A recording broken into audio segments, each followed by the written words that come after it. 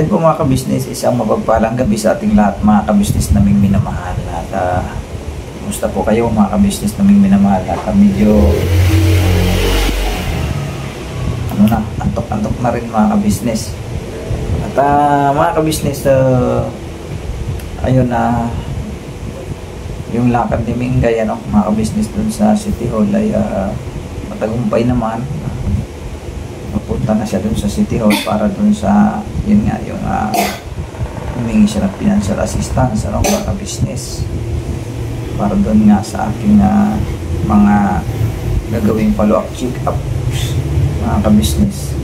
At sa awa ng Diyos naman ay nakapunta na siya at yun at mayroon nga siyang nadatnan doon mga ka-business na isa sa pamilyar nyo mga ka-business na si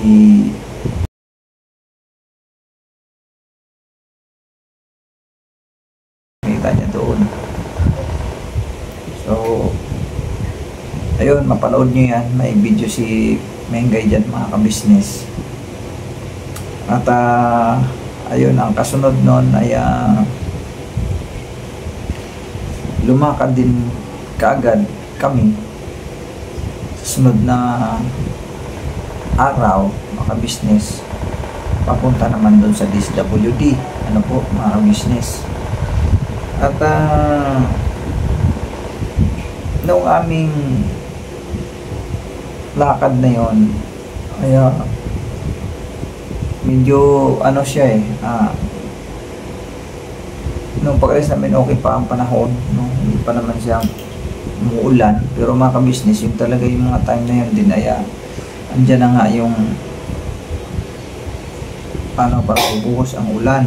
Pero bago nangyari yun mga ka-business, bago umulan ng malakas, umulan kasi yun mga time na yun ang lakad namin. So yung lakad namin na yun mga ka-business ay nagkaroon kami ng aberya. Paghatok na ako mga ka-business, nagkaroon kami ng aberya sa daan. At hindi namin inaasahan mga ka-business na mayroong mangyayari at yun na yung sa na yun yung time na yun kaya nakapag video ako mga ka-business, na-videohan ko siya mga ka-business. So hindi talaga namin inaasahan na mangyayari yun mga ka-business namin minamahal. At yun, mayroon kayong mapapanood. Ipa-plus natin ngayon sa video ito mga ka-business yung nangyari sa lakad namin ni Mingay doon sa DSWD mga ka-business. At huwag po kayong mabigla kung may mga portion dyan na tila bagay yung emosyon ng isang tao ay siyempre hindi natin maiiwasan yun mga ka-business. Kaya panoorin nyo na lang po yung video na yan at huwag kayo magtaka bakit ang isang Kuya Boknoy ay medyo hindi maganda yung yung timpla mga ka-business. Kasi mayroong pangyayari na hindi namin inaasahan mga ka-business namin minamahal. Panoorin nyo na lang po sa video kung anong nangyayari kay Mingay mga ka-business. So huwag po kayong mabigla mga ka-business namin minamahal sa nangyari kay Mingay. Panoorin nyo po ang video ito mga ka-business.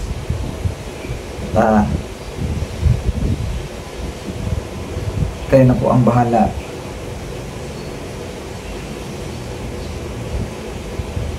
mag-analisa sa mga bagay na yun na nangyayari mga ka-business na hindi namin talaga inaasahan sa mga pagkakataong mga ka-business namin. Panoorin niyo po ang video ito mga ka-business.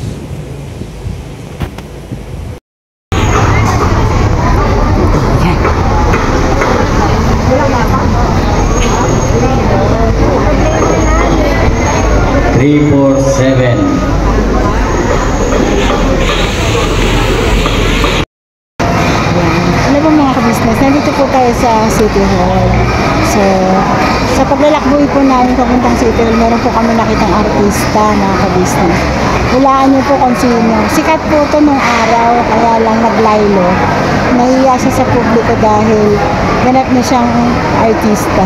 Charot. Gusto niyo pong makilala mga ka-business?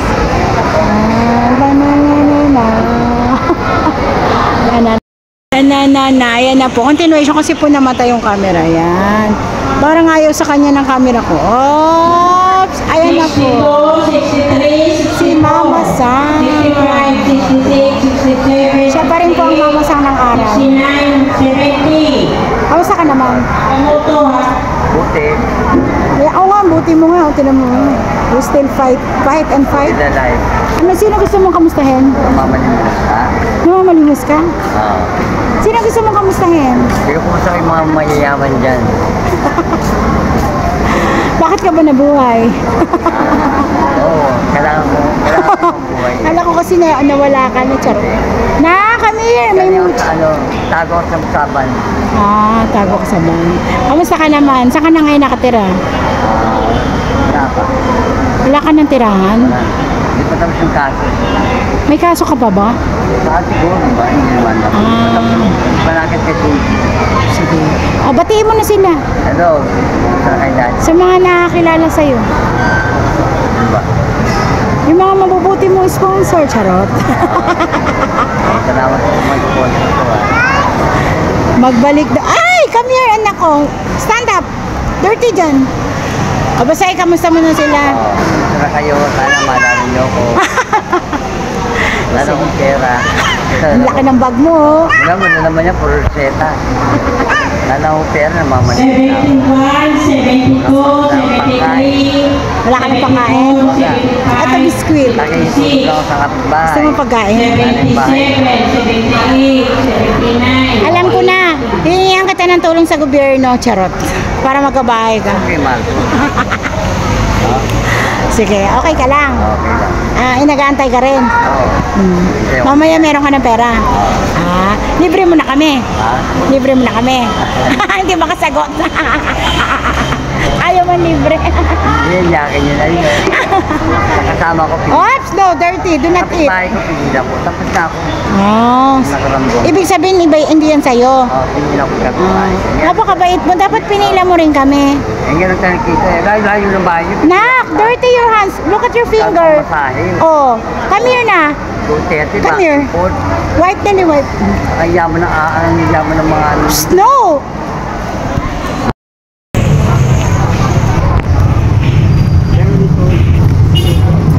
Search muna tayo mga ka-business. Sira po yung sasakyan namin.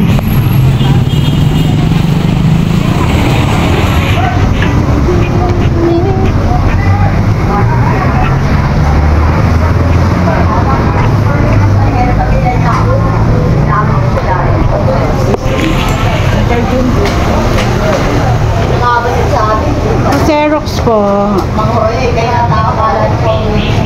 Oy, ay, bibili ka lang ng ticket. Boys, kayo. Kanina yung pahinga ko yung tao. Bibili ang ticket. Bobo ka.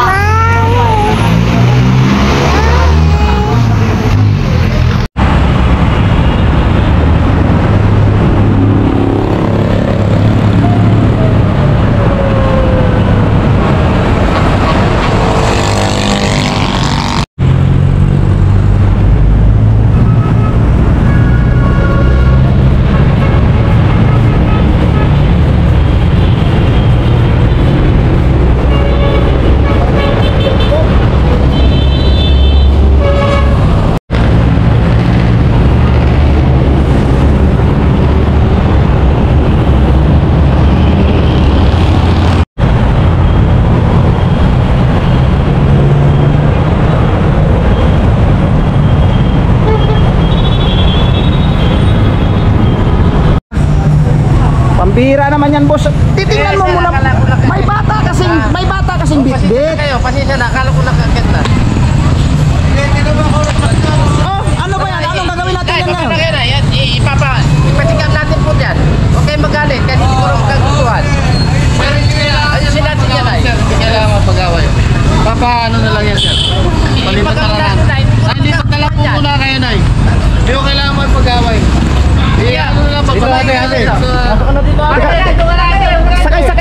sakay. Buhay ka na. Sakay. Check-up na lang po na ano. Patikap ko na lang kayo. Kung magkakuha na. Sige, sakay.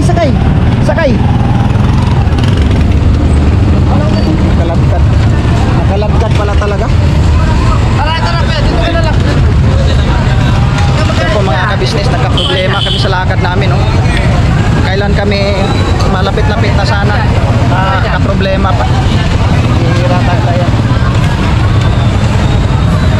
Nakaladkad yung pani. Kaya nga, patikapan natin yan. Kapagalit kaya. Kasi hindi ko gustuhan yung mangyaring ganyan. Kasi yun naman tao, ayaw natin magkaroon ng problema. Ayan mga ka-business, nagka-problema. Nadisgrasya po si Mingay mga ka-business. Ito yung problema ngayon.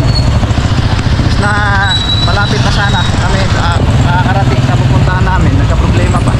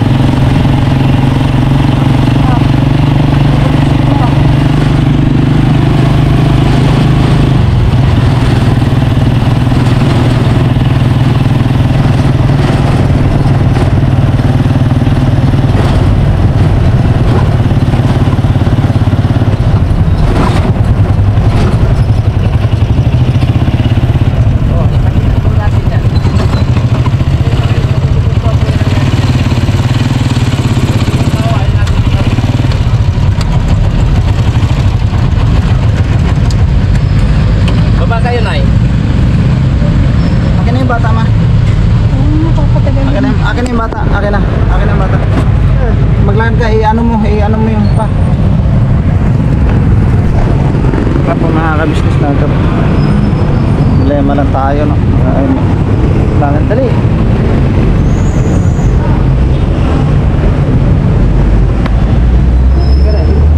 Punta ka doon, dali. Sige, dito lang ako.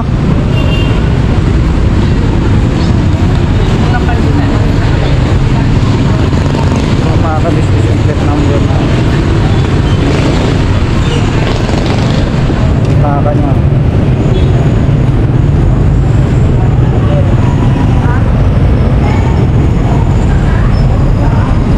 Problemang malaki tuloy.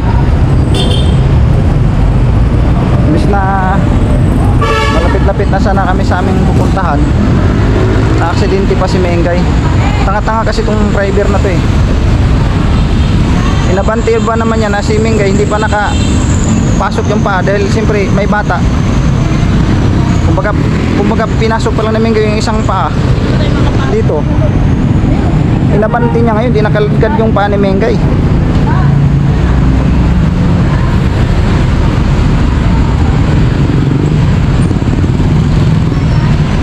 Ito po mga ka-business, kailangan ko lang asikasuhin.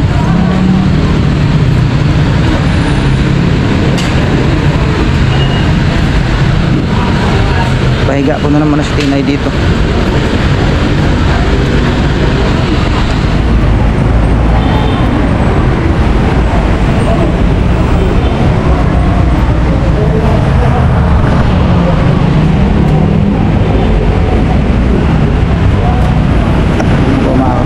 Babalikan po namin kayo.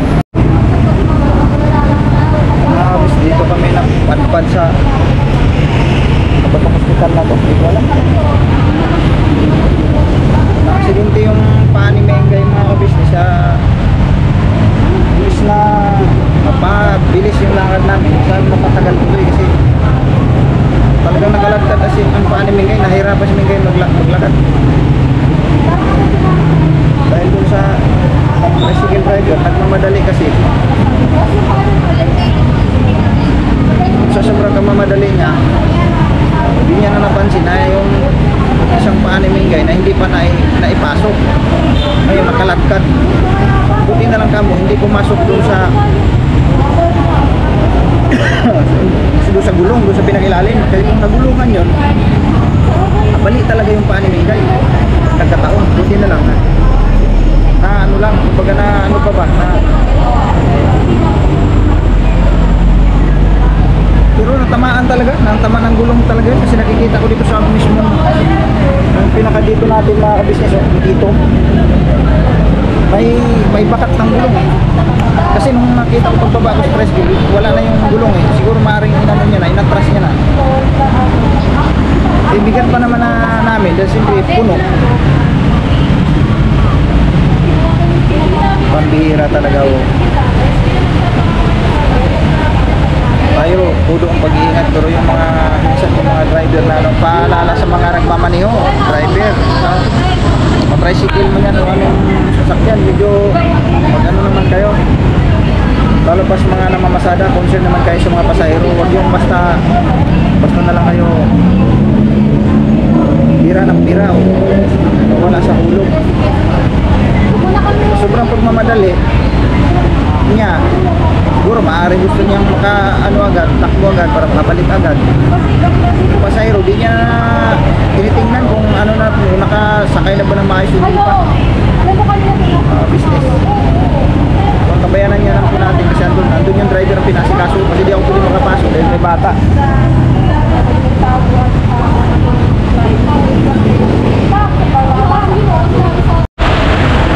Lakas ng mga ulan mga kapis.